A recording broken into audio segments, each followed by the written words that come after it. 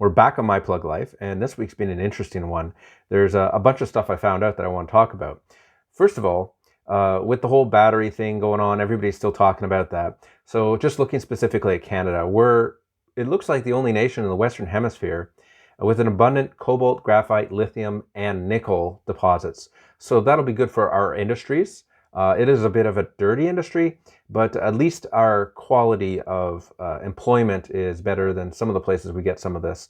So that's at least a positive thing. So we'll probably be seeing people like Tesla buying more from Canada specifically.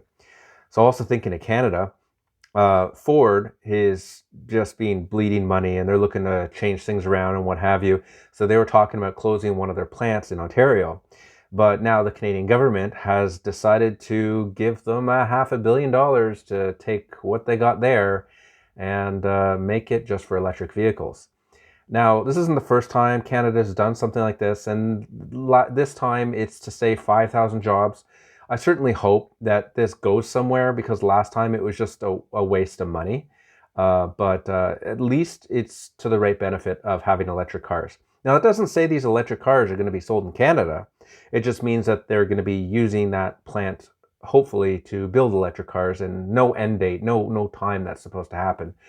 All these jobs that we have currently, going from gas cars to electric cars, a lot of the employees are probably not going to continue on because this is a completely different way of doing things. So they might not have a job or they might have to get retrained. Hopefully these people realize that the electric revolution is here. It's time to upgrade your skills and move on. So speaking of getting rid of gas cars, California, as I probably mentioned before, is banning their gas cars by 2035. So that is, they're not going to sell any new ones for passenger vehicles. Well, New York has decided to follow the same idea, and they've been talking about the same thing. So hopefully more people will jump on top of this, and we'll get hopefully a good date that we can make that transition. Now, this may slip a little bit, as it tends to, but at least we've set a date, which is relatively soon, 15 years, right? So also, Biden and Trump, both in their political debate, mentioned electric cars, and they're talking about supporting it. So we're talking about it more. More people are hearing about it. So hopefully more people will be getting into it, right? Anyways, Consumer Reports states that the electric cars save more money in the long run. So here's another company, here's another thing that people listen to. And hopefully, we know having electric cars, that's good, that this is a thing. But it's good to hear it just in general so more people can hear about it. So really, at the end of the day, though, it's pricing. So electric cars look to be now at parity or pretty close to parity, especially when you consider all the incentives that people get. Now, Canada does get some incentives, US not so much depending on the model at this point, but some of the other countries are giving quite good incentives to having electric vehicles. So we've been going from having, say, a battery costing $20,000 in 2008. So that's a lot of money. That's an addition basically to your car.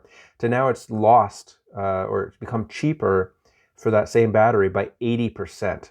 So that's huge. That is a lot of cost savings, and that's just going to improve as time goes on. Maybe not as dramatically, but at this point it's pretty close already. So even without subsidies, people might be switching over.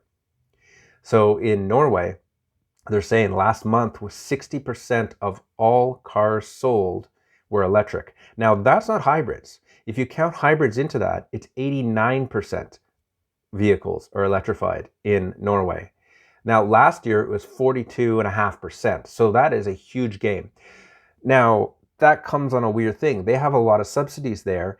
And the reason why they have a lot of subsidies is the money comes from somewhere, right? Well, in Norway, they actually create a lot of oil and they export it. So any profit they get from exporting oil is put into a fund, and this is used to help electrify their country. So maybe it'll be like free parking or cheaper road tax or something for electric vehicles as an incentive. So all this oil money is just basically used to be pushing into electric. It's kind of funny. Yeah, it's great to get into electric, but the way they're doing it is not necessarily the best way, but hey, it's what we got right now. And as time goes on, that oil is going to be worth less and less. So hey, at least they're getting into electrification now. Now, even Volkswagen realizes this. They're expecting about 90% of their sales in Norway to be electric specifically. So they're heading down that road. Well, we're looking at 90% already. So maybe they're seeing the writing on the wall and they're just going to be pushing into electric more. So also Mercedes-Benz has been teasing this new electric lineup they have. It's about 6 models. I'd like to see when they come out. There's some interesting statistics and numbers and stuff. But really, until these vehicles are on the road, it's not really a thing. They can always push back the date or whatever. So it's good that they're talking about it. It's good people are hearing about it. Let's get them on the road and see what they're like. Now, Electromechanica is a little company here we have in Vancouver. They're making a one-seater car called Solo. And they were, from what I heard before, they were going to be producing cars in China and then importing them into California for sale there. But the company is in Vancouver, so it seems a little weird logistical thing. But they're looking at basically getting a factory in Nashville probably. So at least it'll be on the continent. That'll save a lot of money for making these things. And these things are supposed to be about $20,000 brand new. So a little one-seater goes about 100 kilometers. It's pretty good for that price. So hopefully that works out and we can actually start seeing some of them here. Now, people are talking about a change in stuff. So the Model 3 is supposed to be rumored to be going through a refresh.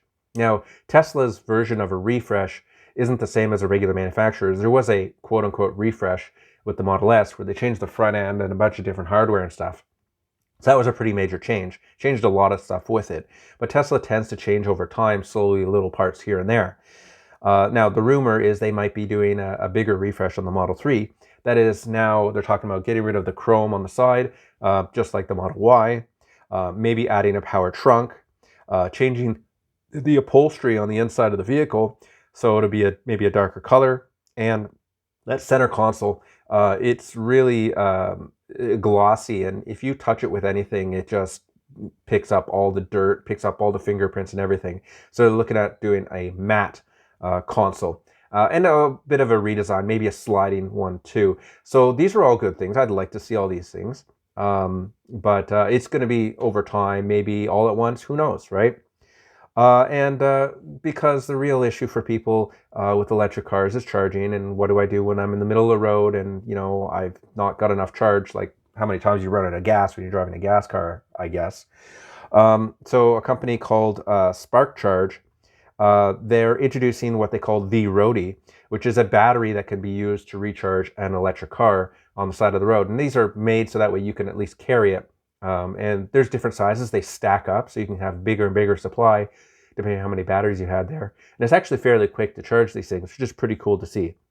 Now, coming up on Friday, the 18th of October, they're going to be on the Shark Tank. So if you want to see their business model and how they're doing, take a look at that. And hopefully this wraps up the week for electric vehicles for you and what's going on in the world. And I'll see you guys in the next episode of My Plug Life.